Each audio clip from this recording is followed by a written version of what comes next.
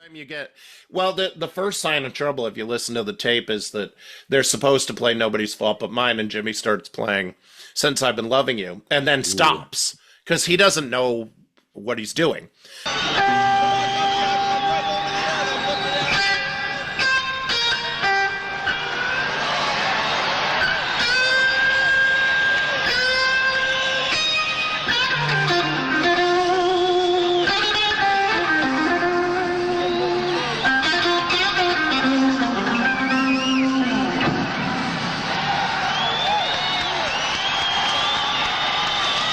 That's the blues man. And this is a fast one. And they do manage to get through about close to an hour of music before they have to stop. And they said later, oh, it was a severe bout of gastroenteritis not helped by firecrackers, is what Robert Plant says. Oh, and it's like, yeah, okay, it's gastroenteritis. Okay. Tonight, whether you were aware of it or not, Jimmy has got a band of gastroenteritis, which is something that isn't helped by firecrackers, but it isn't brought on by them. And those were epic, like 3.5, 4 hour long shows. So it's like, you know, Every single one of them yeah. that wasn't cut short by, some sort of disaster happening was a good 3.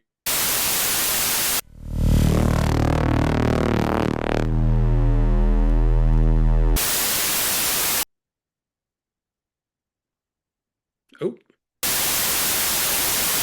We have temporarily lost the sound portion of this network program.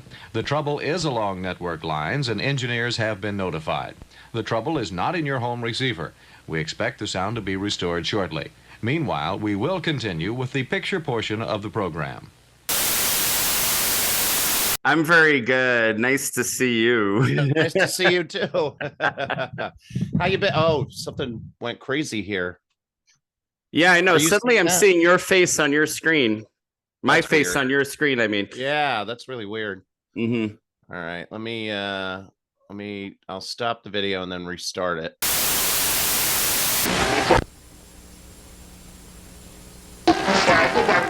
Just working with Jesus. Oh God. This thing keeps Well- freezing on me. What is going on? Is your Wow. computer having an acid breakdown? Yeah, I know. That's a good question. Let's Let get me wavy see. gravy over here. Yeah.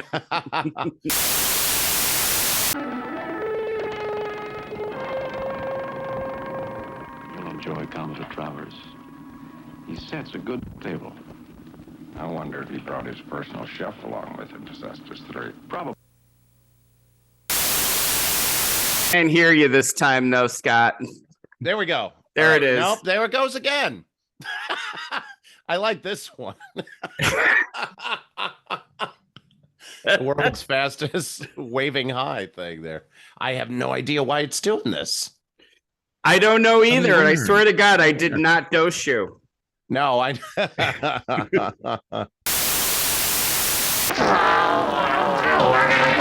Coming to get me.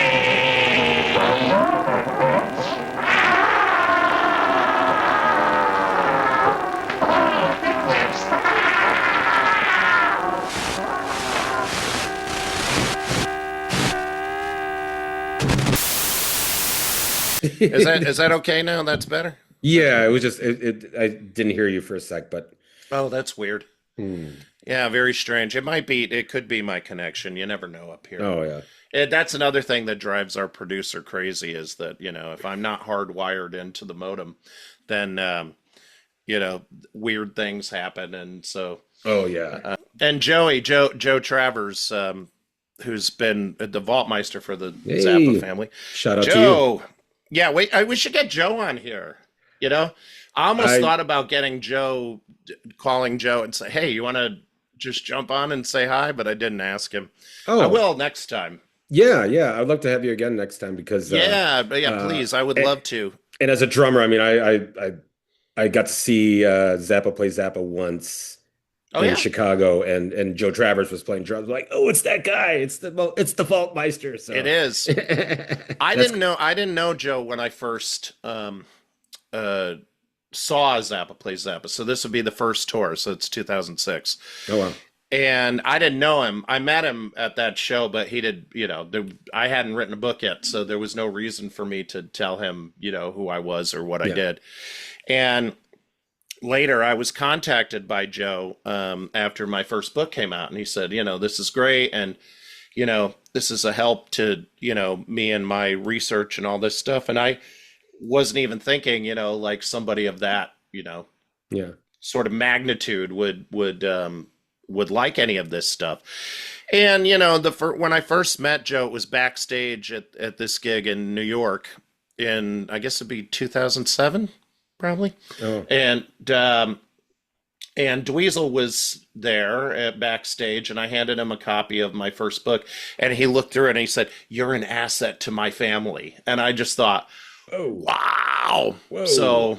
So that began that journey. And so that eventually culminated, I think it was about 12 years later, or 11 years later, in Amit, Frank's son, Amit, making my little podcast there, the official Zappa podcast, which was super cool, he said, "You're the Podmeister." And so I was just like, wow, okay. So that's great. And, and we're still doing it to this day, but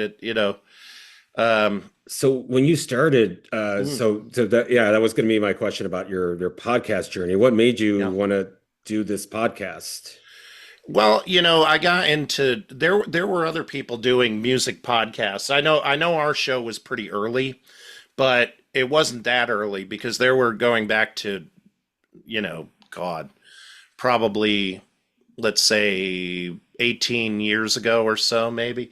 There were people doing music podcasts, and there was one podcast in particular, one early podcast that I used to love listening to, and that was called The Podkissed, which was about the band Kiss. And just the child in me wanted to Once again, yeah. listen to this stuff. And I was fascinated by the format because when I wrote my first book, I wanted originally to include a CD with it, which would have me sort of walking through some of what I thought were the highlights of Frank's time with the original Mothers of Invention in the 1960s.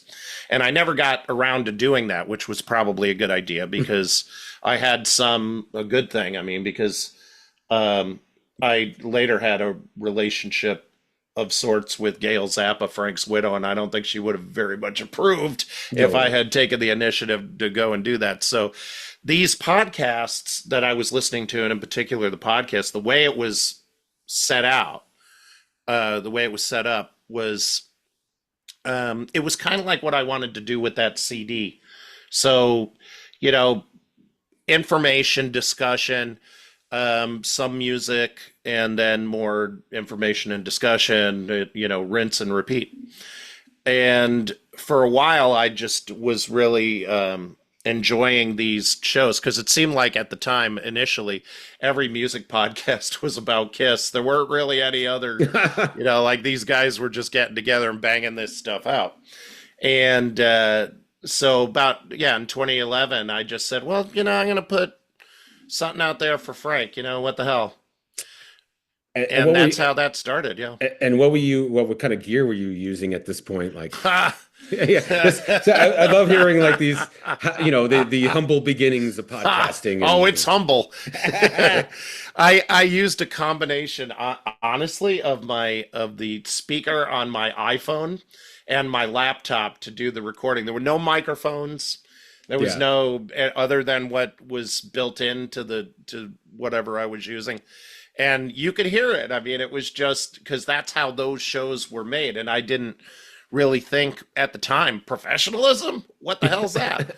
So I didn't think I was doing anything. I was just doing this cheesy little, show. Yeah. And it really wasn't until, it got better over the years, but it really wasn't until 2020 when Phil Circus came on, our first producer, and he's a podcast producer. Like that's what he does. And, you know, he does a lot of political podcasts and things like that. And he came to me and said, what you do is great, but I could make it better. And I was like, be my guest, because the thing I hated about doing it was the production and the editing. I mean, yeah. And you could sympathize. Well, I mean, I do all the editing. However, I guess like Frank, I am a kind of I'm rarely a control freak, but that's one of the things that I'm like, because it's obviously my vision. Oh, yeah. It's your vision, and I'm guessing you have somebody that you can trust, right? That's oh yeah, it's part of which is, I think, is key. Like, I mean, I was very willing to cede control of it because it, as you know, it's a lot of work. Yeah. And that's great. Like the work part of it is a lot of fun. But if you have somebody who's willing to come over and take away those responsibilities, I think I think because it was the official podcast. And so there had been, in our conversations with Universal Music Group, who owns the rights to Frank's music, and they would come back with suggestions. Can we change the way that this sounds or whatever? Yeah. And, can we improve the quality of this or whatever? And slowly I was starting to do that. But what Phil did, and now Bill Camerata is doing, just it's a game changer. I mean, I didn't really think about any of this stuff. It was like, it wasn't it wasn't professionalism so much as it just was, it was there. And, so I had a lot of fun doing it, but I had more fun when I was just talking, and then I would send the files over to the producer and he would do that. Yeah. It was just much better that way. And it's funny because now I listen to other people's podcasts, and when they were podcasts, and when they were, when you have an example of a podcast, I can't think of one off the top of my head, but that does things the way that I used to do it.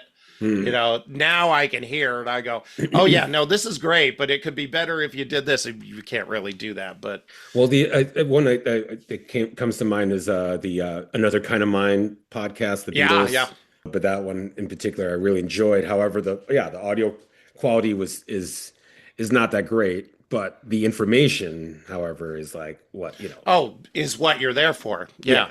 So, and it's funny because we stopped playing music on the show because of mainly because we were somebody had suggested, I don't think it was Universal, but it was one of our team had suggested that maybe we cut the show down from, sometimes they were like 4 hours, those early shows, to 1, Yeah. And so that meant, well, we have to get rid of a lot of the music, but we're going to keep the as much of the chatter as we can, conversation, discussion, because that's where the interest lies, the music's out there and anybody can listen to it, like, for example, just about every Frank Zappa concert that is available to collectors is on YouTube. Yeah. There's a guy that, he has a channel called Frank Zappa, Life on the Road. And he's made it his job to put all of these things out on YouTube, and it's great. He does a fantastic job, and part of that means that in our podcast we don't have to worry about that quite so much. Some people miss the music, I do too, but to have it in a digestible hour is probably better for most people, because who wants to listen to me ramble on and on and on and on for hours? I mean, I'm looking at the past episodes, and they were like clocking in at almost 3 hours. It was almost like as long as a Dead show, Yeah, basically. Yeah. But I mean, like, I went to a lot of Dead shows, so I know that. Hey, part of the tribe. I mean, I only got to see the Dead twice. 1989 Alpine Valley. That was my first Dead show. Oh, you got to see him at Alpine Valley. And that must have been sweet. I never got that far out west. That was the last time they got to play there, because they were pretty much kicked out of Alpine after that show. So that's right. They did get kicked out of there. It's like all these great venues that they used to play at, and then eventually something would happen and they would get kicked out of the venue. Yeah, or I mean, I still when the Dead were doing their fare thee well shows in In Chicago. Chicago, yeah, oh yeah. And I I would love worked to at have been there. back in the day, back when I worked at Whole Foods, and we were in the basically downtown store, so not too far from Soldier Field. And for that entire weekend, I mean, the whole like downtown was full of tie-dyes and just like and just it was That great. must have been so cool. Like, this is my tribe. And I'd warned the whoever bought was the beer buyer at Whole Foods. Oh yeah. I told them, like, whatever you do, you need to make sure you have enough beer. Like, if I know these deadheads, they're gonna drink some beer. Yeah. And I was right. Will. And I was right, because by the time, I think by Sunday, all that they had left was like Miller Lite, or really, really crappy, really cheesy stuff. It's like it was. It's funny the way that when the Dead would come to town, it was like the circus is in town. So it was like, going to see them at Madison Square Garden. I saw them a bunch of times there, and to see these, see all this tie-dye in, around the 3 blocks or so around Madison Square Garden was hilarious, because that's so not a hippie town, really. Yeah. It ain't no San Francisco, so it was so funny. But the vendors, the street vendors, they would clean up, because people would. I can't imagine how many hot dogs they sold. So, oh yeah, no, yeah, a lot of food, a lot of alcohol. Yeah, yeah, sure. I mean, they were good for the economy, the Dead. But I saw them up until from 89 up until 95. And the wheels really came off the bus in 95. When was the last show you saw of the Dead with Jerry? Oh, that was at Highgate in Vermont in June of, I think it was June 18th, I want to say, of 95. And we used to have this thing that we would say, there were a couple of different sayings, but one of them was trouble ahead, Jerry in red. After, in Casey Jones, trouble ahead, lady in red. So trouble ahead, Jerry in red. So when Jerry came out in a red shirt, because he always came out in black, it wasn't a good sign. And so he comes out, and my friend had already gotten dragged out of the crowd by security because he had slugged some jerk who was trying to take pictures. We were like what would be the second row in this sea of about 100,000 people. And so he got pulled out by security, but then they released him back into the crowd. So I was able to get a ride home. And anyway, so Jerry comes out in his red shirt. And the joke with me and my friends was they never, ever played Touch of Grey when I was there. So I had never seen them do it. And so I was sort of the opposite of what they would call a touch head. It was like I was the kiss of death for that song. If I was there, you weren't going to hear that. Yeah. So they get on stage, and the first song they play is Touch of Grey. So I was like, okay, all right.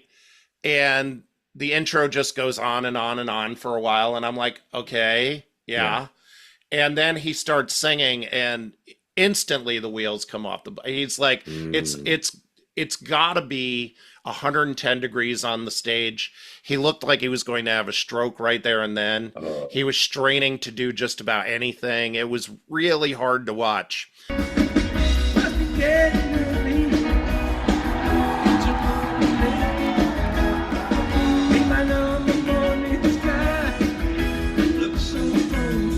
And I listen back to it now, and it's actually not that bad. Yeah.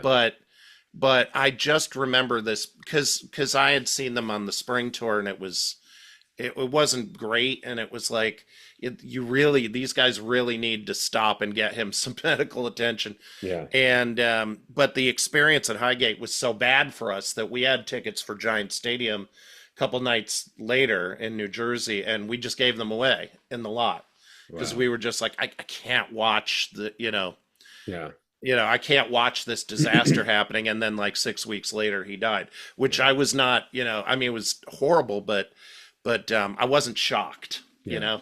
He looked white as a ghost, he had, oh yes, you can bring that in.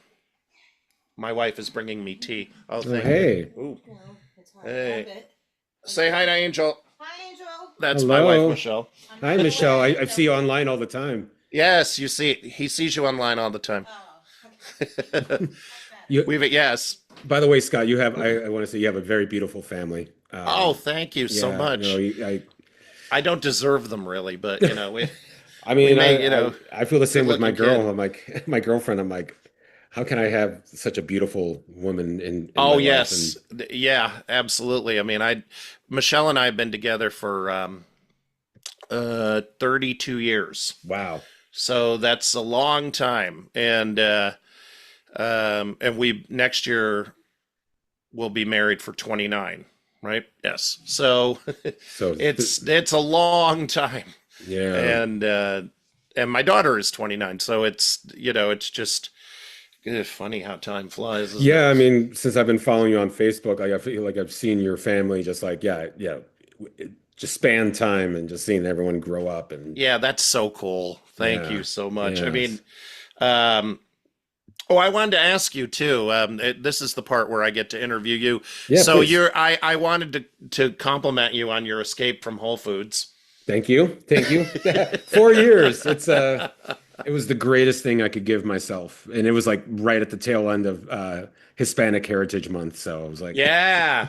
So was that bad? Huh? It got rough. I have other friends who work for Whole Foods. They tell some horror stories at times. Yeah. So the way I always described that period was it started to get really stupid and dark, kind of like our current regime that we're dealing with. And I wanted to ask you about your online activism in a little bit. Yeah. But I'm prepared to talk about that. Oh yeah. But Yeah. I've been with Whole Foods since 1996. Back when it used to be Fresh Fields. I don't know. Yeah, sure. I think they were East Coast at one point. Yeah. So I worked for Fresh Fields, and then Whole Foods came along and bought them out. But the thing with Whole Foods in the beginning was, they had a really good health insurance, very flexible scheduling, I mean, you could work 30 plus hours and that would be considered full time, which was like, and it did a really great job for us musicians. Like we could, play our gigs and then, be able to work the next day. And it was fabulous. And it was, it was a little bit of that hippie culture. And then once, sure. And it, of course it gets streamlined over time. And I mean, they were a Fortune 500 company for many years. Yeah. So it was still a corporation, but it was like ethically somewhat sound, I guess, I mean, it's all They're not still Fortune 500, those guys? I don't think so. No, I think that quickly got taken off the, I mean, maybe now, but at least at that point, yeah.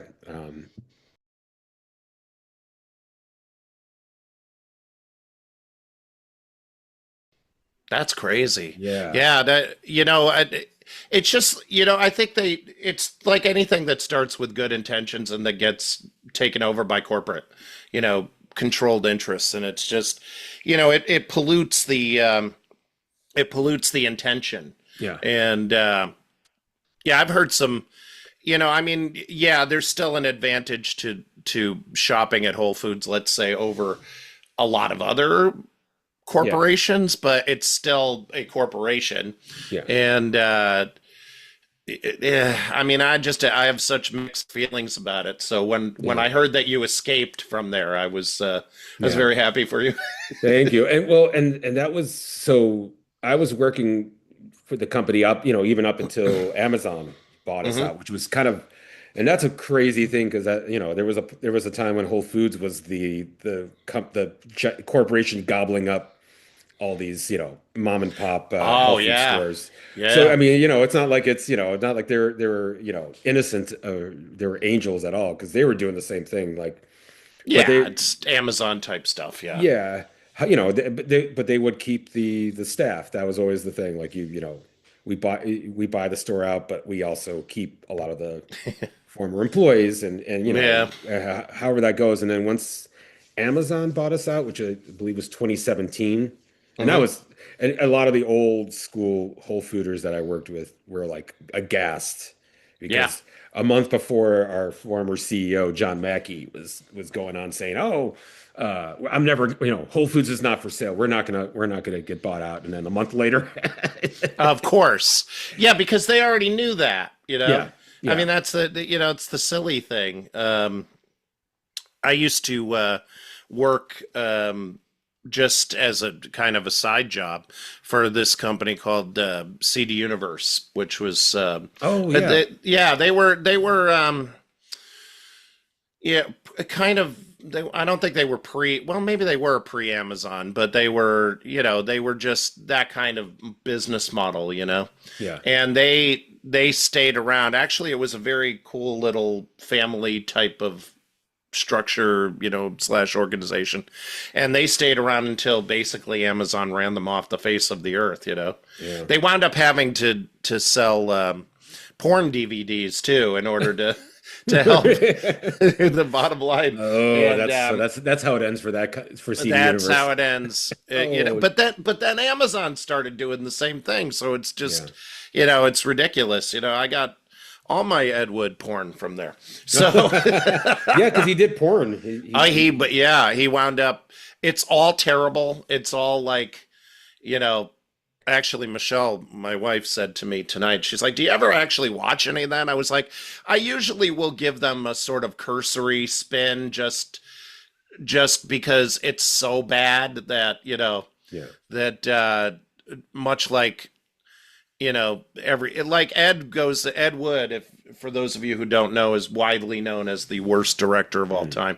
I will say, and I think Angel will too, that Ed Wood is in fact the greatest director of all time because he, maybe he didn't have the talent, but by God, he made those movies like Plan 9 from Outer Space and all that stuff. And because he became like an over alcoholic, he wound up having to do anything he could to put booze on the table. and that wound up, he wound up working for Bernie Bloom, the pornographer, and making these awful porn movies that split the difference between stuff like Plan 9 from Outer Space and like hardcore pornography. And it's so sad. But on the other hand, it's like, because, here's this guy, he's still trying to be an auteur, he's like, please take me seriously. And it's like, you can't take that stuff seriously. So it's just, it's kind of hilarious, but sad. And then, of course, he wound up drinking himself to death a few years later. Yeah. So there you go. You know how it goes, but he's a fascinating story because, and actually Ed is a big inspiration to me in terms of what I do, because I say, like, whether or not there's any real artistic merit to what I do, or creative merit, at least they're getting done. So, I mean, I feel like, in a way, Ed Wood is like, well, for me, what I get from him as a director is basically using everything that you have to your disposal, like to the best of your ability. Yes. Yeah. Like the fact that there's that set piece in Plan 9 from Outer Space, and the last time I saw it, I was doing acid. We'll just leave it out there. Which made the movie even like more profound. I'm like, this is the greatest thing. But what was cracking me up was the set piece, which was, I think, a patio, like outdoor patio. Yep. Yeah. That cheesy looking patio that,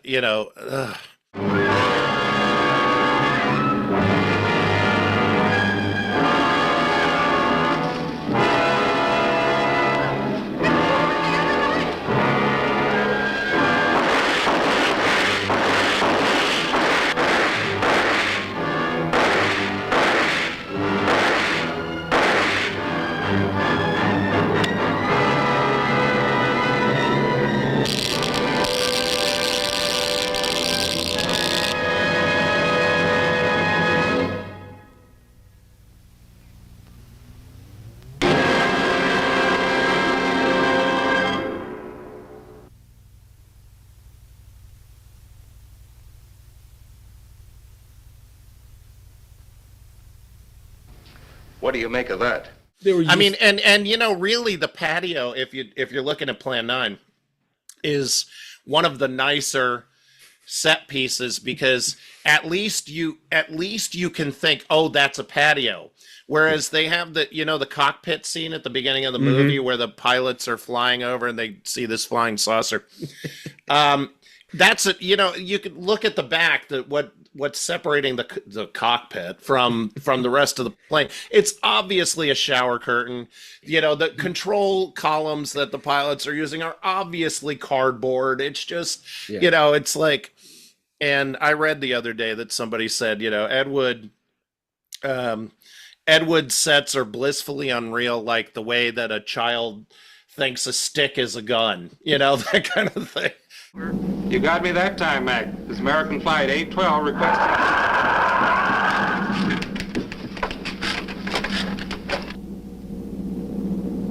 Burbank Tower to American Flight 812. Over. Burbank Tower to American Flight 812. Over.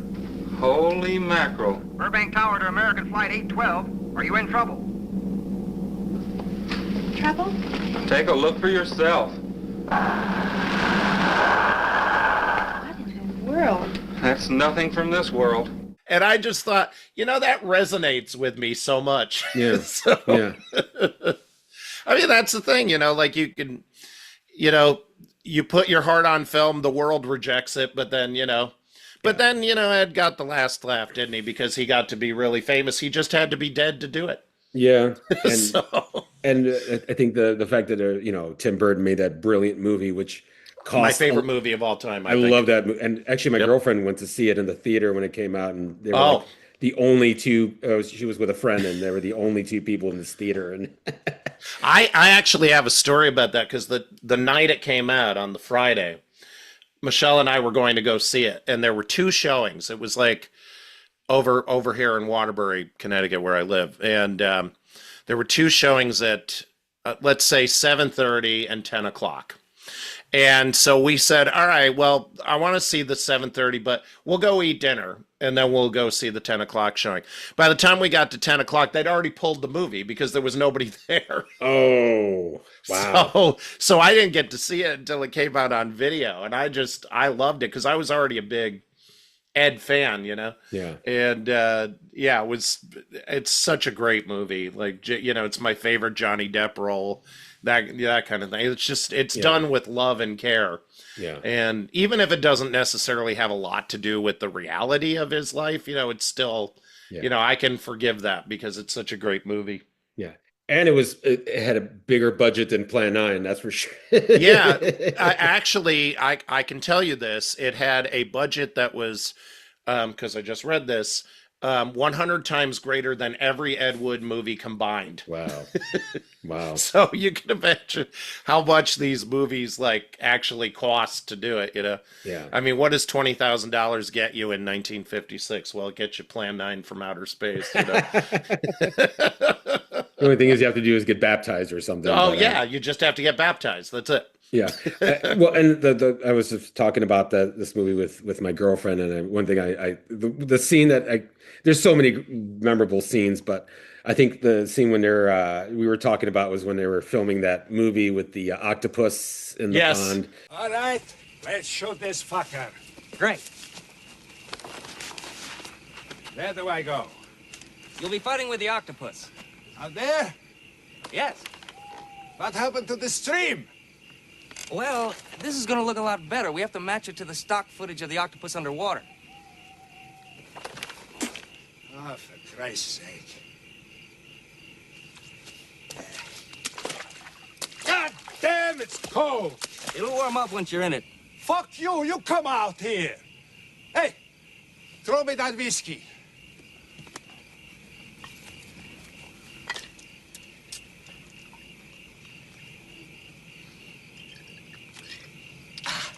How do you turn this on? Well, somebody misplaced the octopus motor. So when you get in there and fight with him, shake his legs around. It looks like he's killing you. Okay. You know I turned down Frankenstein. What? After I did Dracula, the studio offered me Frankenstein, and I turned it down. Part wasn't sexy enough. Too degrading for a big star like me. Hello. I have 25 scenes to shoot tonight. Oh, sorry, don't let me slow you down. Okay. All right? All right. All right, let's put it on film. Camera? We're rolling. Sound? Yet we don't have sound. Oh. And action!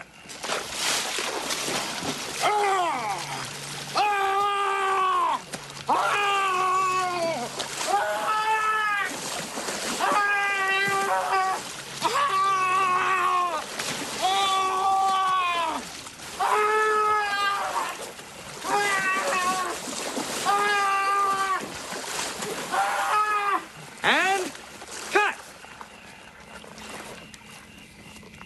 That was perfect. But yeah, and I guess kind of like, obviously, like that made you appreciate some of the, Zappa's sensibilities, and sure. And I think you were talking with Chris about the Run Home Slow movie, which I'd never seen, and You've still never seen it?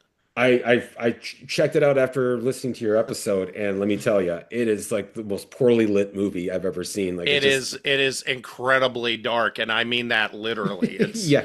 It's so dark that I'm not even sure that there's much of a movie there. Yeah. I mean, there's, Run Home Slow is this, for people in your audience who don't know, is this cheesy, horribly cheesy Western that was made in 1965 that Frank got to do the music for, well before he was famous with the Mother's Invention. So he humble did the beginnings. soundtrack. Very humble. Yeah. And it stars actually Mercedes McCambridge, who play the voice of The Exorcist. Yeah, the demonic voice in The Exorcist.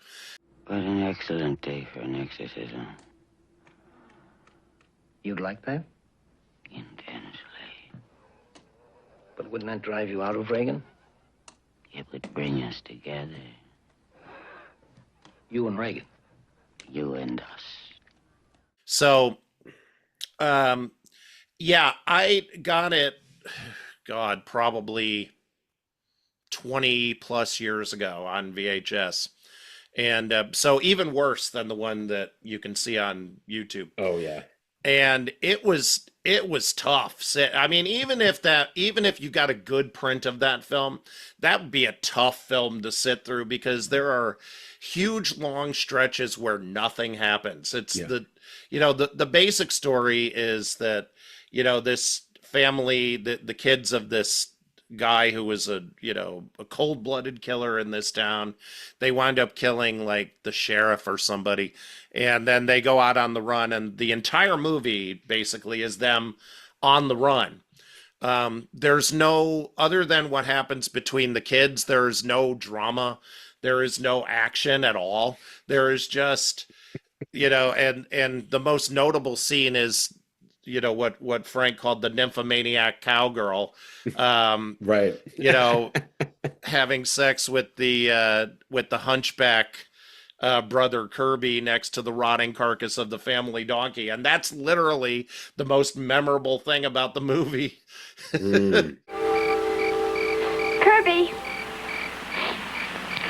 this carcass is starting to stink. Why don't you get out of there then? Well, I like it here. Nell can have that big old house. I like this one. I wish it didn't stink so bad. You'll get used to it.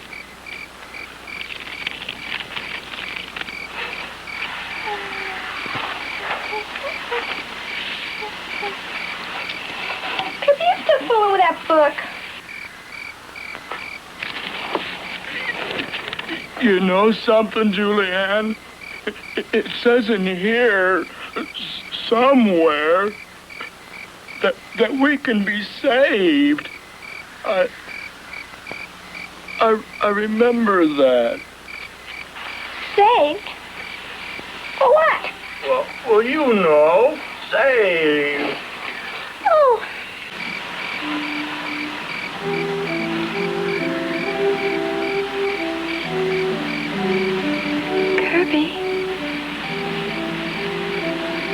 Kirby, why don't you come in here with me? What for? Well, stupid, we could talk. Ain't nothing to talk about.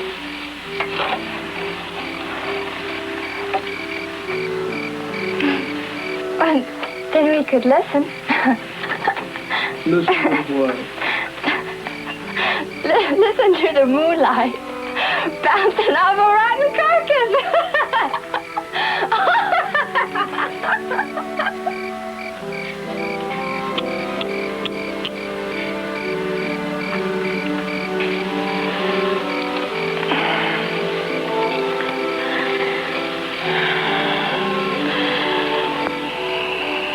Kirby.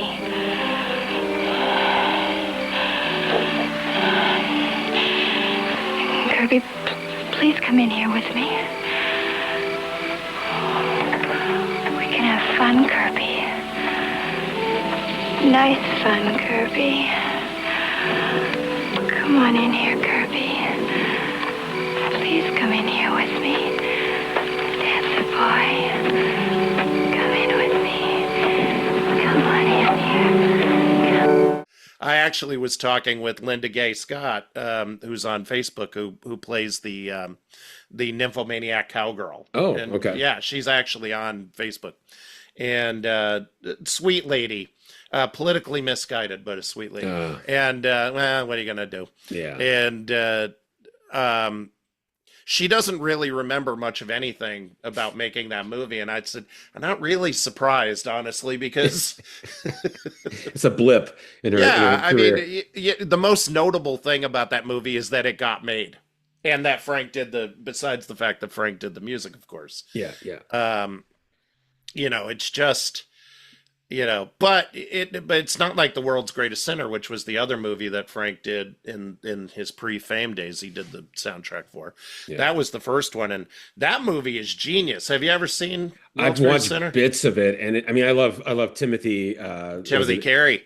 Timothy Carey, who is the most unhinged. Oh God, yeah, he's insane. Actors. Yeah, like if there's a cult that, like an actual religious cult that ever forms around, you know, Timothy Carey's God Hilliard character in World's Greatest Sinner, sign me up, because that's the most unhinged, like off the rails performance, you know, that I've ever seen. You know, talking about chewing the screen, like, you know, literally, he could just put his mouth on the camera lens and chew it for all, you know, that's his. It's the swinging living end of egocentric, like, you know, this movie is all about me, and I'm going to make sure that you get me on the screen all the time. It's brilliant. It's genius. Yeah. It's the total opposite of Run Home Slow. I mean, you know, like in World's Greatest Sinner, one of the ways that, so this guy decides he's going to be God, for the benefit of your audience. This guy decides he's going to be God. And for some reason, he's running a campaign to be God. I don't know. I mean, they don't really ever say president or anything like that. Yeah. There's certain parallels to what we see today in politics, but he, so one of the ways that he campaigns and he tries to attract an audience, and this is in 1961, bear in mind, is he puts a rock band behind him, and he can't sing or anything, but he gets a guitar, and his whole thing is, please, please, please. And the band stops. He's like, please hold my hand. And then the band goes back into it. And it's batshit insane. Like, it's just the greatest thing ever. It's like, I don't, you know, and then of course all the kids go crazy for it. And then he amasses a big following, and it's just so dumb. Yeah.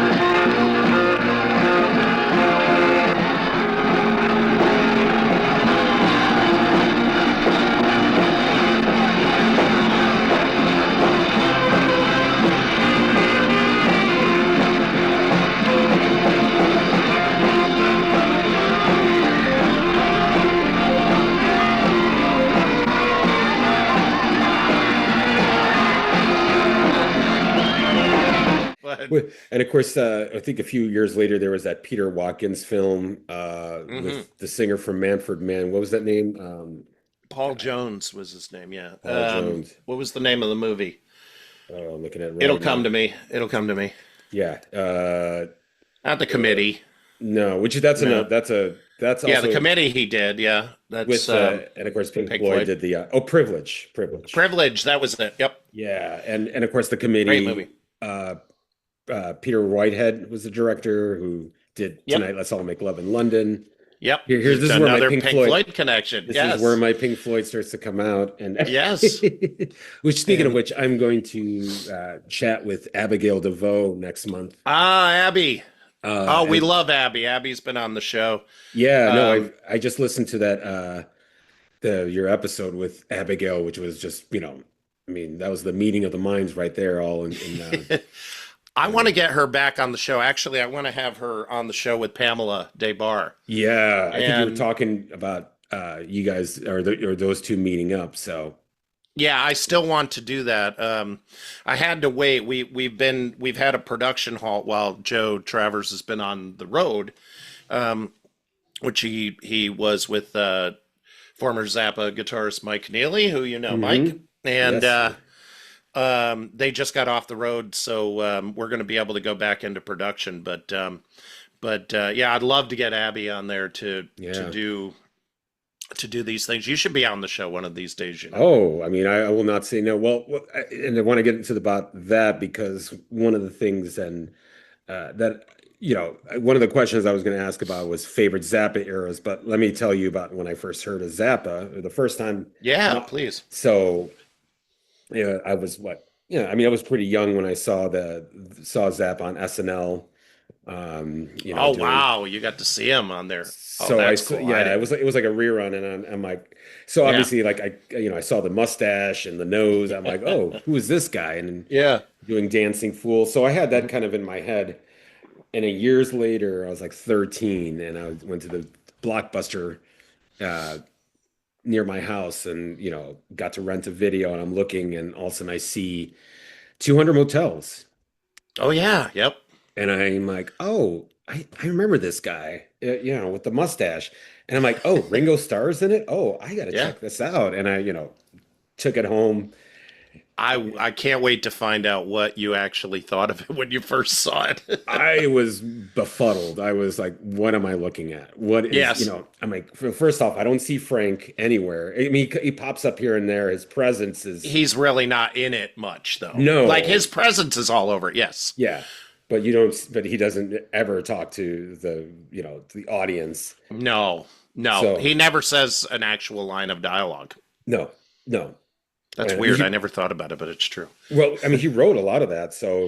He wrote it, yeah, but he never actually delivers any of the dialogue because Ringo is in there, of course, as Frank Zappa / Larry the Dwarf. Which is just it's so bizarre, that movie. So yeah, and then just visually too, like I'm like, it kind of reminded me of Sesame Street, like if you remember watching Sesame Street, where with the back and forth. Video editing, kind of like the intercut and it's so I mean it's pioneering in a lot of ways, because a lot of those techniques were used by music video editors later, but at the time I don't think anybody really knew what to make of it, and if you think about it, it was a brave movie to make, because in order to get an audience to understand what Frank was doing, they had to be at least somewhat steeped in Zappa lore, because there's a lot of conceptual continuity, as Frank called it, and a lot of band in jokes and things like that really wouldn't mean anything to anybody who isn't already a Zappa fan. Right. So I thought maybe they thought it was going to be like this, this movie the kids could go and get really high to, and and enjoy on that level. And it is, but when you start looking for deeper meaning in it, you have to be a Zappa fan to find any. Yeah, and I was, like I said, this was my first, as far as dipping my toes, and I just went straight into this very nightmarish, but very So I watched it the first time. I was completely confused, didn't know. So I'm like, well, let me give it another try. So I watched it the second time, and I'm still like, okay, like I'm starting to get some things. The music is pretty cool, but at the same time, I'm like, I'm still confused. Let me watch it a third time. I think pretty much watched it multiple, like at least 10 times. Yeah. While I still had it and became hooked. And I'm like, I need to find this music. And that kind of led me into working my first job was working at a record store in Wheeling, Illinois, which is a northwest suburb of Chicago called Hip Cat. Oh, that's a great name. Yeah, Hip Cat Records. And that's where I learned about a lot of things about Pink Floyd, like their live shows. And I would get lots of audio tapes from my boss, who was a big collector. Yep. And I remember this one kind of freaky hippie dude who used to come in a lot.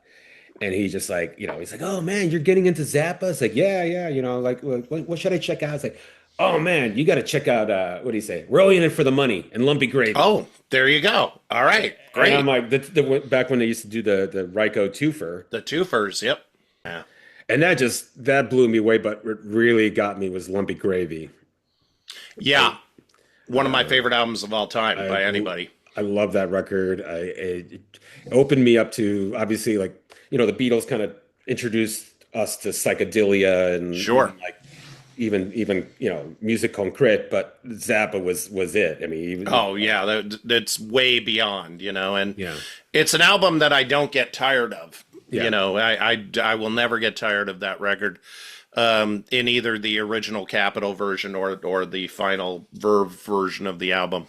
Which is a crazy story too, like the fact that Zappa was trying to circumvent his record contract with Verve. Like putting out, like, I'm not playing on this. It's just my music. It's just, He had a claim. I mean, he could have made that claim, but they just weren't buying it, and they applied enough legal pressure on Capitol to get Capitol to fold. But I think he could have pursued it if he wanted to. I mean, I do think that the final Verve version of the album is that much better because of the way it's edited. But I'm definitely not sleeping on the Capitol version, which I still think is great.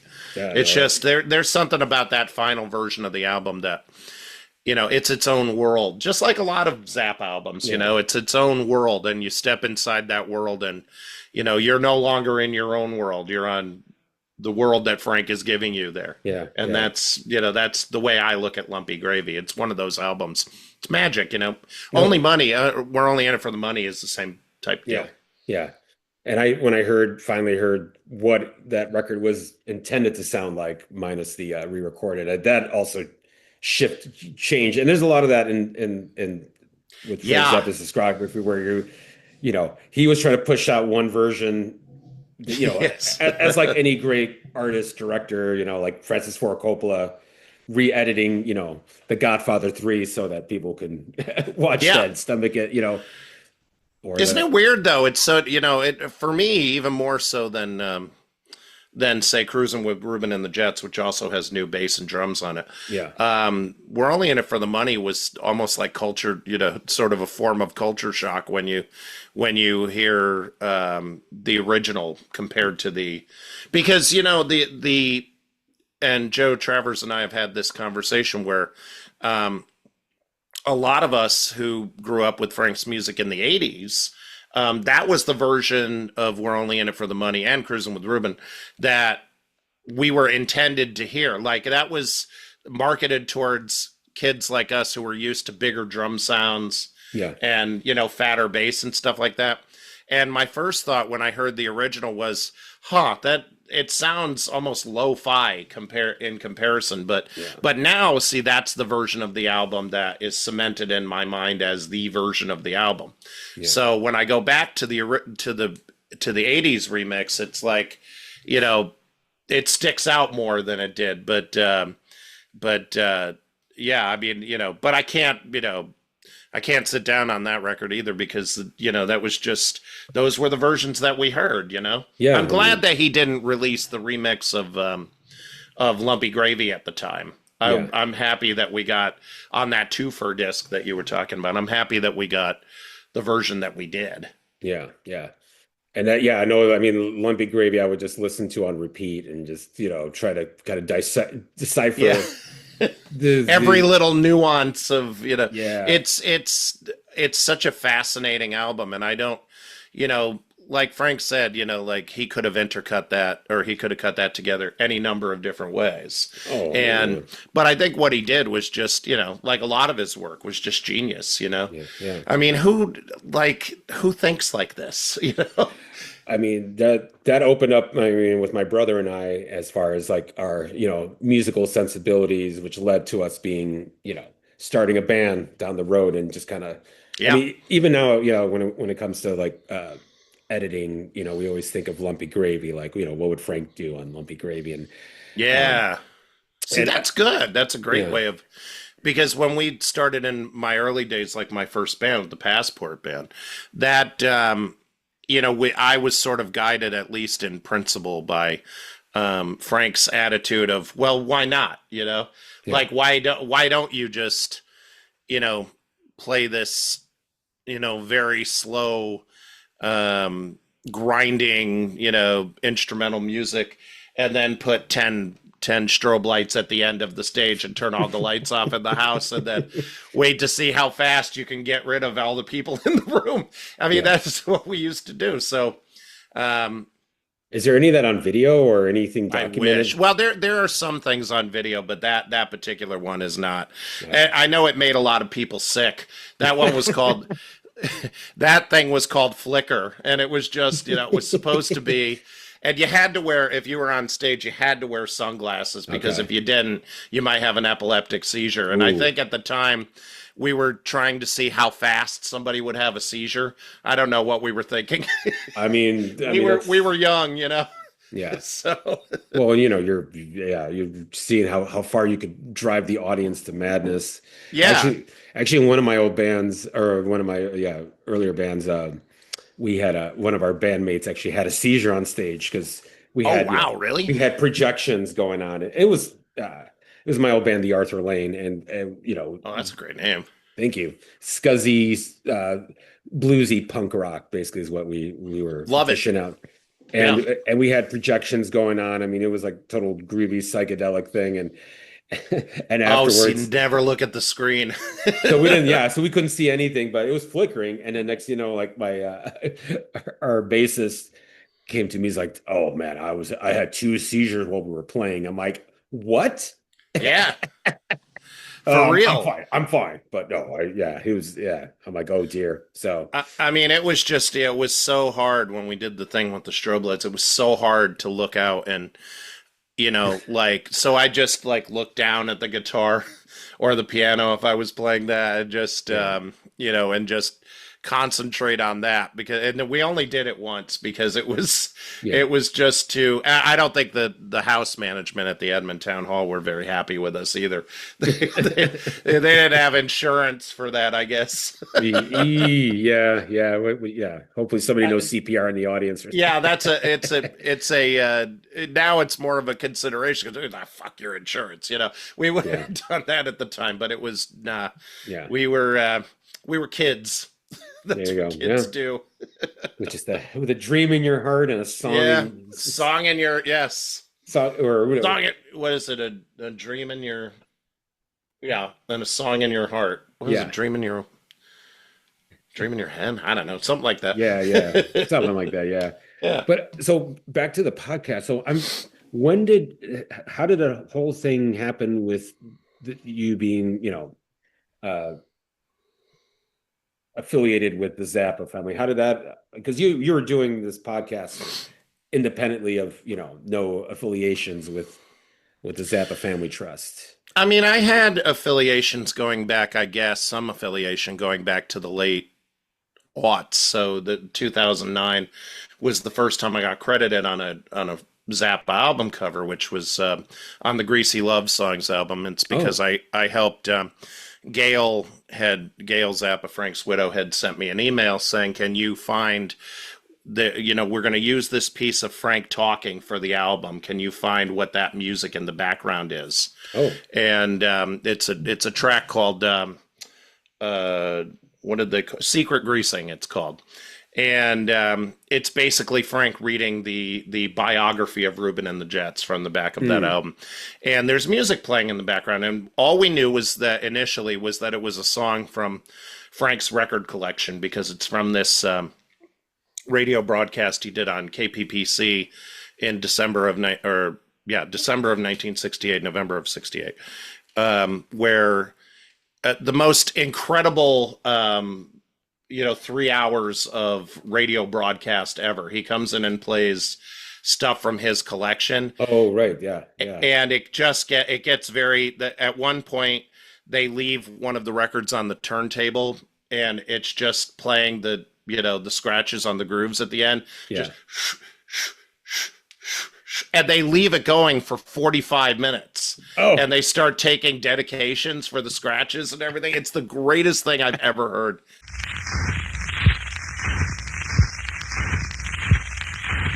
That's the sound of an old 45 scratching. Just let it play. Yeah, let's let it rock out. The 45 is on an ego trip and it's just scratching at the end. But that's where its grooves are at. We'd like to dedicate this to some people. I'd like to send this out to all the people at Bob's Big Boy in the Valley, and all the rest of the cruisers on Van Nuys Boulevard, and our friends in the Valley Cruisers Combo, who have manufactured such a wonderful tune about the things that go on in Van Nuys Boulevard, and to Mr. Ken at Fashion Flair for doing the horn. Anybody else like to make any more dedications? Phone in your dedications now.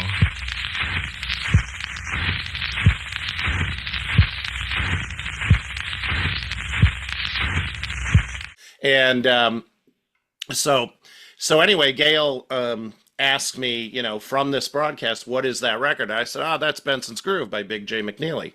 Oh. And she's like, you just knew that? I was like, yeah. And so I'm credited on the album as telephonic assistance or something like that, I think. And so I had some affiliation. Okay. And it was after Gail passed away that I started to get more involved with sort of with what was going on. I mean, I've had a tight relationship with Joe Travers for years, and I don't, have any real role to play for the most part in any of the releases, but I help out every once in a while, and then you'll see a credit for me on the thing. If I'm asked to help with something, then I'll do that. But through Joe, I got to know Amit, Frank's son, who took over the management of the estate of Frank Zappa after Gail died. Yeah. And it was like a year or two later, I had him on the show, and I don't even know how we got into the conversation of making it official or whatever. Okay. And I think I probably said, we should be official in jest, I was kidding. And Amit was like, well, why don't we do that? And I was like, really? And he's like, yeah, you're the Podmeister. I was like, great. So that's where it started. Yeah. That's where that whole thing started. And it just picked up from there because particularly after the acquisition of the, we'd already had decent production values because, as I mentioned earlier, Phil Circus had come on to be our producer. And then in 2022, the estate sold the rights to Frank's catalog to Universal Music Group. And so then they became our partners in this venture also. And we have a very good relationship with them, I have to say. I mean, they don't really... they don't micromanage us. They don't really manage us at all, really. They let us do whatever we want to do. And, anybody on the team, because the team is us, the guys who do the show, the production team, and the connection to the estate those guys, and then Universal. And if anybody really objects to something that we put in the edit, then we could always take it out. But generally speaking, they don't. There's a lot of stuff that we record for the show that winds up on the cutting room floor because we'll talk for a couple hours like we're doing tonight. Yeah. And then you wind up using, an hour of that. Yeah. So, when we talk about, speculate about future releases and things like that, a lot of that stuff winds up getting taken out because it doesn't really happen that way anyway. So no point in getting people excited. So, stuff like that. And there's a lot of, like we do a lot of laughing on the show and stuff like that. We're just trying to crack each other up all the time. And a lot of that stuff gets tossed out because nobody wants to sit there and listen to, all that comedy. Well, I get the spirit too. I mean, it's so much fun. And the one thing I was going to say about, by the way, thank you for reading my question. Give my question, which this is how. Did I get your pronunciation of your name? I was going to say thank you. You did. I was amazed because I think, Chris got my last name correctly, and you got my last name correctly. Oh, that's awesome. And we are a one mind operation. And there you go. And I just listened to the episode like a week ago because I'm like, just trying to, listen, kind of catch up with some of the stuff I've missed out. And I was like, oh my God, you're reading my question, which, for those folks who, we're talking about the whiskey, the episode you guys did on the Whiskey A Go-Go 1968 release. This one is from Angel Ledesma. I think this might have been covered on the Art Trip episode, but was this the last time Zappa and the Mothers played the whiskey? That's the first part of the question. And I think so. Unless he played there in late 69. It's safe to say that it probably is the last time. It's safe to say that, but we don't know for sure. We just couldn't know that. And 2, did the group leave LA and perform their residence at the Garrick because of the police hassles post Sunset Strip riots?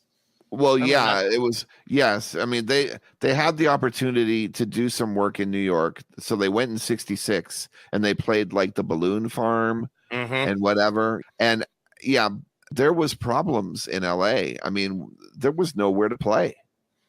And, but they didn't leave. I don't think they left specifically for that. I think it might have been like good timing on Herb Cohen's part to be able to generate work in New York at a time when LA was suffering. So it was probably good timing. It could have been a factor, but I think that the opportunity for them to get a residency at the Garrick, that residency was not supposed to be as long as it was. They were only supposed to play there like a week or some shit. And then it ended up being like 5 or 6 months or something, So they just kind of just dropped everything and moved to New York and stayed there until it made sense to come back. So now, I was going to say my favorite era of Zappa has always been the 60s. Like obviously me too. The original. Do you have now? Does it change for you, or do you like? Is it a mainstay, or what's? I pretty much like it all. That's what like Joe Travers calls us, people who will get into just about anything, lifers. So he's like. If he reads a bit of criticism about one of the new releases, go, well, that guy's not a lifer, clearly, Yeah. So I'm a lifer. But when I started listening to Frank, I had bought my first CD player in order to listen to Frank, because prior to that, my mentor, Walter Quadrado, was trying to get me for a couple of years to buy some Frank stuff because he knew that he ran a record store down here in Waterbury, Brass City Records, the legendary Brass City Records. And he, far better than a poke in the eye with a sharp stick. That was their motto. And, he'd been trying to, because he knew that I was into, sort of outre type stuff.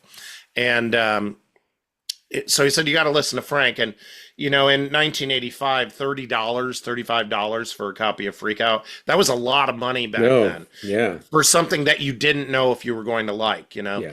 And so it took a couple of years. But then when Freak Out came out on CD, I bought the CD, and I bought the We're Only in It for the Money and Lumpy Gravy twofer, and a CD player, my first CD player, just so I could listen to these things. Right. And when I heard it for the first time, I thought, this is a guy who understands me.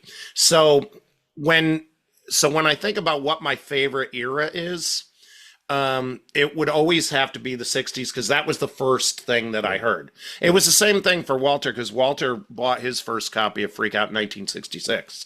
He's a lifer. He was a lifer. Yeah, he was a lifer. Yeah, he passed away in 2015, but boy, did he. Yeah. He went to millions of shows, just a lot of, his life was, immersed in Zappa and Zappa culture. So, and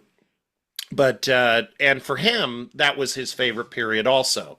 Yeah. And, but he could be more objective about things than I could. Like, he didn't really like the Flo and Eddie period of the band, because that was like, to him, that was sort of less musical and more juvenile type of humor, like for him, Yeah. And Walter actually looked almost exactly like you. Oh, by the way. Okay. So with the hair and everything, yeah, you could easily pass. Easily pass for Walter. And Walter was a very interesting guy. He helped with the creation and products issued by the first ever Frank Zappa bootleg label, which was called Mud Shark. Oh. He was a bootlegger, and I have a lot of the artwork elements for the albums that they produced in the late 70s and 80s, because I inherited all that stuff when he passed away. Yeah. And it's just it's such a story, the Walter story, but yeah, not to get too far off the track here, but that would be, I guess, my favorite. Like, if the releases that I would get most excited about at any given time are probably the 60s releases, just because the older it is, the more interesting. Yeah. I'm interested in everything, but the older it is, the more interesting it gets, because, for example, I could go back to the pre-Fame stuff, the Cucamonga stuff, and, I really enjoy listening to that stuff too. It's the historian in me, I guess. Well, and it's just the fact that he had, this was, we're talking about his famous Studio Z in Cucamonga. Cucamonga. Those recordings where he was just recording nonstop, tracking and overdubbing and learning how to, learning his craft, which, that's another. It's fascinating, I mean, the way that people do it now, they just do it at home. Sure. And I like going into studios and actually being part of that experience as I hit this chord here. I like, going into studios and being part, having that experience of, I mean, even now, I like to work as live as possible in the studio, because, I just don't really get into the, the whole idea of, you gotta lay down the drums and then you gotta lay down, the bass odd stuff. It just, it isn't live enough to me.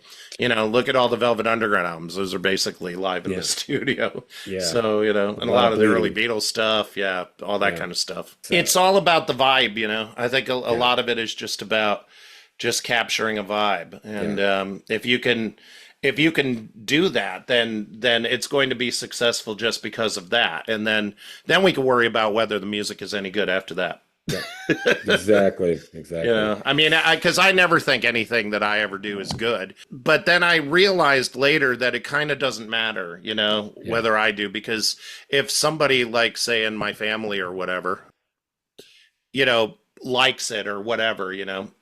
Or when I do eventually put all this stuff back out there, and make it available on streaming services or whatever, if people like it, then it's great. If not, then, I did it for me. It's the same way that Zappa did his stuff, Yeah. And I learned that from Frank, that popularity is not the be all and end all of what you do. It's just the fact that you created it and it's yours. Yeah. And if people are willing to go along with it, great. If not, exactly. Yeah. I mean, Ed Wood put his heart on his sleeve for the world to see. The world rejected it, but yeah. But here we are talking about him. I mean, here we are. Yes, and that's the difference. But yeah, so and then obviously that led doing podcasting to the Keep the Dream Flowing, your Woodstock podcast, which I'm right now really digging your Skip Taylor interview. Skip's great. Which and weren't you supposed to get Fito at one point? Or? We did get him. Yeah. Oh, okay. Yeah, he's on there. I gotta, some of those early episodes that we did are not on streaming services, and I don't know why. Huh. So I have to look to see what has been pulled. I think it might be pulled for copyright reasons, because now we're starting to get that rub where, people don't want you to, use their music. Not people don't want you to, but record companies don't want you to use their music. So they, the Spotify in particular, who I use to upload these things, they have, an algorithm and they will match, with the, something will trigger the algorithm, where they hear music in the episode that isn't supposed to be there. It doesn't matter that the episode is 6-7 years old, and so the episode will mysteriously vanish, out of nowhere. So I actually have to look at that. I had put some of those missing episodes back up, but I probably will at some point, I guess, edit out the music that's in there, and then that way nobody can really complain about it, because it's not about the music anyway, it's about the information that's in it. Sure. Although you were saying earlier how the Zappa cast evolving from conversations, kind of like basically like a radio program or like a mixtape with information, to where now it's like it's more information, but with the Keep the Dream Flowing, I really enjoy hearing the music and kind of getting you in I feel like I'm that naked hairy man at Woodstock covered in mud, getting down to some heavy sounds. That's the idea, is that we want you to feel like you're covered in mud and listening to this stuff. Yeah. And just the stories you're collecting, which is it's so important. Yeah. I can't.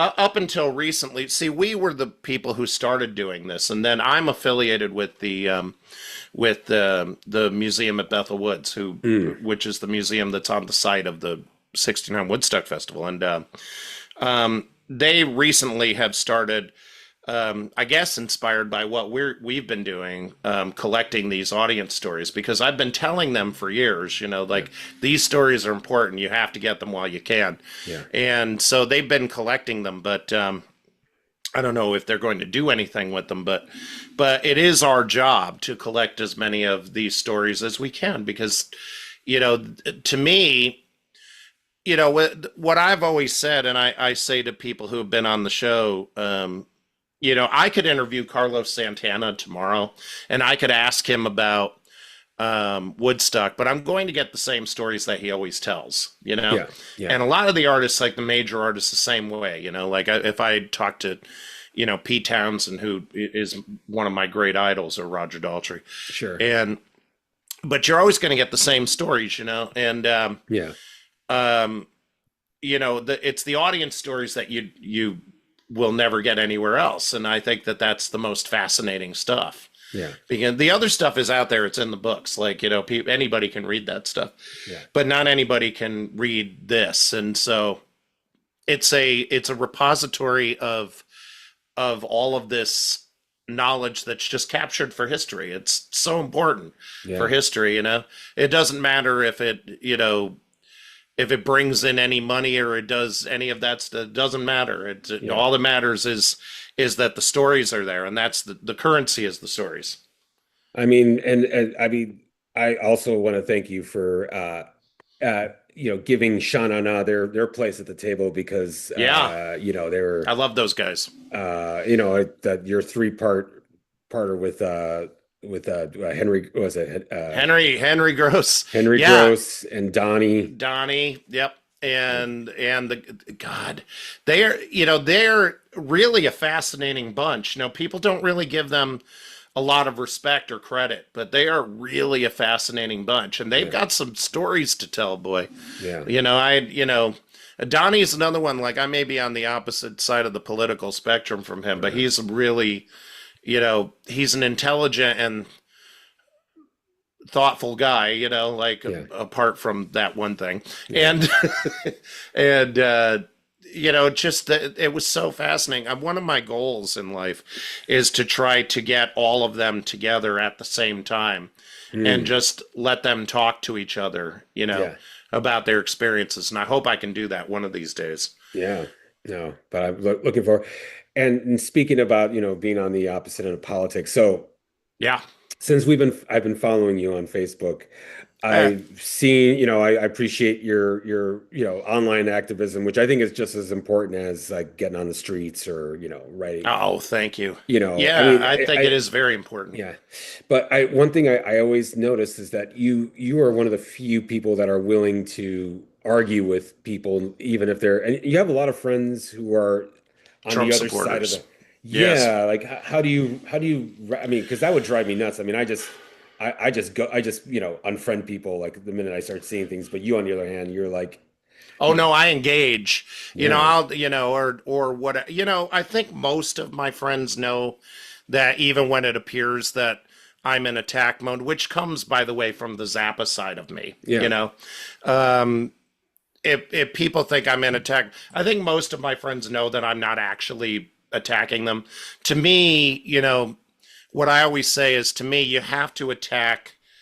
There's a line, actually, that of all people who said this, the comedian Gallagher, if you remember, the watermelon. Of course, yes. He said something back in the 80s that always, that's why such a fan of his stand-up comedy. I could live without the prop stuff, but I loved his stand-up comedy as a kid. And one of the things that he said was, you need to find ignorance and stupidity wherever you can find it and attack it with ignorance and stupidity, because that's all these people understand. Yeah. And I thought, in my experience in life, that's 100% true. Yeah. So to me, I attack it, although it doesn't always come across this way, with comedy. Because if you take, and I think we need more comedy in dealing with the Trump administration and the other forces of darkness that we're having to deal with. And the reason that I think that is because you pick it. What Zappa said is, you pick the people, you make fun of the people who cannot stand to be made fun of. Yeah. So, these are people that cannot stand to be laughed at. And that's true, particularly today. Yeah. And you have to laugh at it, because the minute that you start, giving an inch to any of that stuff, then you're on the losing side of it. But, we just have to keep pushing. And for me, that means, pointing out the incredible stupidity and putting all those laughing emojis next to the point I'm trying to make, so that people know that, to me, it's like, it's not funny, but it's just amazing to me that in 2025, anybody could listen to some of the stuff that comes out of this administration and its enablers and think that this makes any freaking sense at all. I mean, yeah, it doesn't. I mean, it just is what it is. So, so I have to, it's my compulsion. I have to do that, Yeah. And I've thought about starting a political podcast, but, I mean, there's so many political podcasts now, but. Yeah. I mean, what do you like a political podcast? I know Midas Touch is one of our favorites. And, Midas Touch. I love Midas Touch. I love Pod Save America most of the time. There's a new podcast actually just started with Michael Ian Black, who, which is an offshoot of their show, Have I Got News for You, which is on CNN, which is a comedy show that kind of skewers current political events, which is really a fun show if you get a chance to watch it. I'll listen to Bill Maher's Club Random sometimes. Yeah, I mean, I love Bill. I don't always agree with Bill, is what I always say. Like, I generally like Bill. But, and the funny thing is I had this conversation once with Amit Zappa, and he said, if my father were alive, he'd be on Bill Maher all the time. And he would. I'm sure he would. Yeah. But there's a lot of things Bill says that I don't really agree with. And sometimes it's annoying, Yeah. Like, some of the shots that he takes at the Democrats all the time. I understand, like it's tough love, and I get that, but some of it is just not productive, Yeah, and it makes an already like harsh situation even harsher, and just like yeah. So you could see why the New York Post, when he does an editorial that's sort of anti what the Democrats have been doing, like this sort of anti-woke whatever type stuff, you could see why they splash it, on their website, like right on the, the front page of the website, because it does come across as anti-Democrat, and he's not. He is a liberal, but so sometimes that stuff gets annoying, but but I'll sit there. I do watch him every week, and then I'll sit there and I'll go, no, Bill, that's not, you're missing this point, Bill, and this is why this and all that stuff. It would be fun to be on his show, but I would challenge him almost constantly. I would watch that. I mean, before Bill Burr, went off to that comedy festival, the and what was it? Saudi Arabia or Abu Dhabi or something? Yeah, it was Saudi Arabia, the Riyadh. Yes, Riyadh. And obviously, like, kind of, took a dump on his career for now, at least. I mean, he still has a career, but a lot of those guys did. Yeah, but he was on Bill Maher's his podcast, Club Random. Yep. Club Random. Which, have you seen that appearance? It's It's one of my favorite appearances, just because he's he's challenging him, he's calling him out, he's just making fun of him, and it's I mean, Bill sometimes is extraordinarily self-important, and that's you can't. And Bill Maher, of all people, should know that you don't put yourself in that position, because if you put yourself in that position, somebody's going to come along and bust your ass. Yeah, and that's what's going to happen.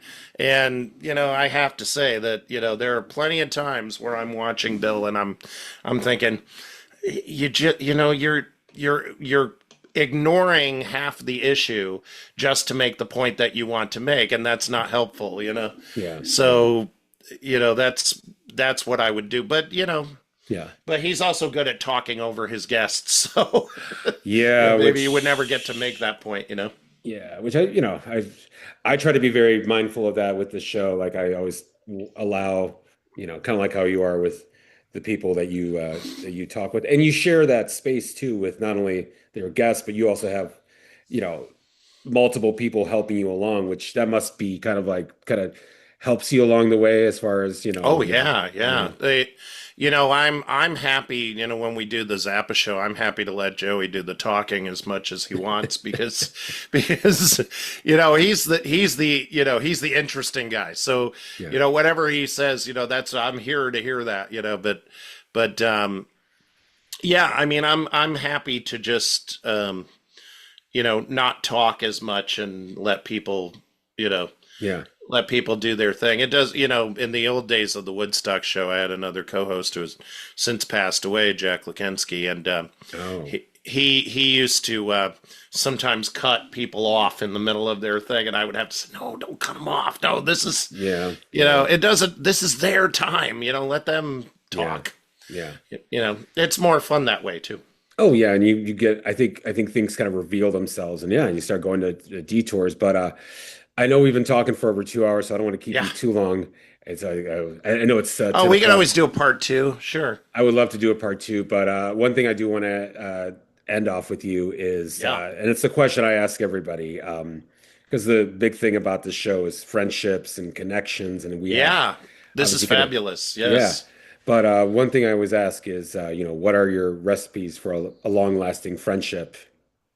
Oh, that's a good question. I think what I think is, I have a lot of long-lasting friendships, as you know, like with Chris, for example. Mm-hmm.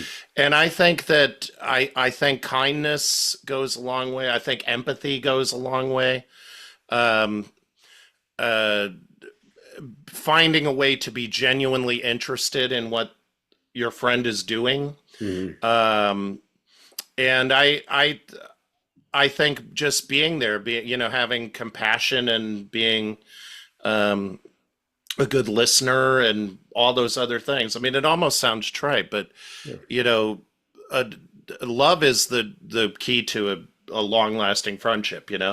I mean, those guys that I grew up with and all that stuff, we're all still, some of whom I'm on the other side of the political spectrum from, but we're family, and we all love each other, even if sometimes we don't necessarily like each other, which is a different thing, but yeah, but that's okay. We're free to do that. Yeah. And but I think compassion and understanding and the ability to be empathetic and sympathetic to what the other person is going through is just so important, and that will guarantee a connection, because everything else is just kind of surface, I mean, you have to get deeper where it goes to that. And I'd like to think that I'm sort of like that, sort of, as much as I can be. Yeah. Well, and I think the other part too, with any of my friends, and a lot of, I'm with you on a lot of things. I think having the same kind of tastes, or at least, yes, I think that's, that's helpful. Yeah. I think with me, a lot of my, my friends, we all grew up listening to the same music. So that's all helpful. And in a lot of cases, I sort of turned them on to those, the music that they still listen to. So that's really helpful. But, I don't know. There's, you have to maintain the connection, and, it's just like being in a marriage or being in, sort of a romantic relationship. You have to keep it fresh. Yeah. So, so keep bringing fresh music or whatever, that, fresh ideas, or try to get my friends into Ed Wood. I mean, that's my most importantly. I think I'm glad that we've brought Ed Wood into the mix, because he's like, like I said, in a way, talking like about pinballing a conversation. I think that's the beauty of this show. It's like, I mean, and kind of like what you do with your podcast and your writings, and what I do with the channel is memorializing these stories. And obviously in your case, it's the Zappa universe and the Woodstock universe as well. Whereas with me, it's like the Chicago Midwest punk rock, and and of course that post rock goes right into like the punk rock into post rock into whatever the indie rock Chicago scene that it was, and there's a lot of people that I've known for many years through music who their stories have never been really told. I mean, amongst each other, amongst all of us, we share the repeat the same old stories over and over again. Oh, that's okay. You're allowed to do that. That's, I mean, we, when my friends and I get together, like we have a tendency to do that too. Yeah. You remember when you did that, whatever. And, it's fun. Everybody laughs, and then we have that shared life experience. So very important. Yeah. Yeah. Great. Yeah. Well, any last words before I let you go? Well, I just wanted to say again, thank you for your support of the crazy stuff that I do. I really, I owe you a lot. So that, and I'm happy to come on here anytime, and I'll try to bring Dr. Travers with me. I would love to. Yeah, and King Travers. And of course, he started with in the Zappa universe through the band Z. Yeah. Yep. With Dweezil and Ahmet. Yep. Yeah. So when I learned that, I'm like, oh, okay. So he got to, because he got to meet Frank briefly. He did. Yes. Yeah. Frank came to one of their shows. Yeah. So, and you were at the top of the show, you were about to tell me this. I don't know if you have time. Yeah. Oh yeah. Yeah. I'll tell this story quick. So there was a guy that was a friend of, Walter Quadrato, the guy who introduced me to Frank Zappa, and his name was Rob Soretta. He lived in Bridgeport, Connecticut. And he was the mastermind behind two important Zappa things. One was the fanzine Mother People, which I've been putting out an anthology of those issues because they're still very cool. They were so important to me as a young Zappa fan. And the Mud Shark bootleg label, which, was making records from, I think, 79 through 81 when they got busted by the FBI. And that's another thing I was curious about. How does one get a bootleg press? Like, you have to know somebody at a pressing plant, I'm guessing, right? Or they blow it out the back door, basically. Okay. So you could get a mother and a stamper made. Oh, I know all about this. And so I would have been in a different life. I would have been a bootlegger because there's just something cool about that.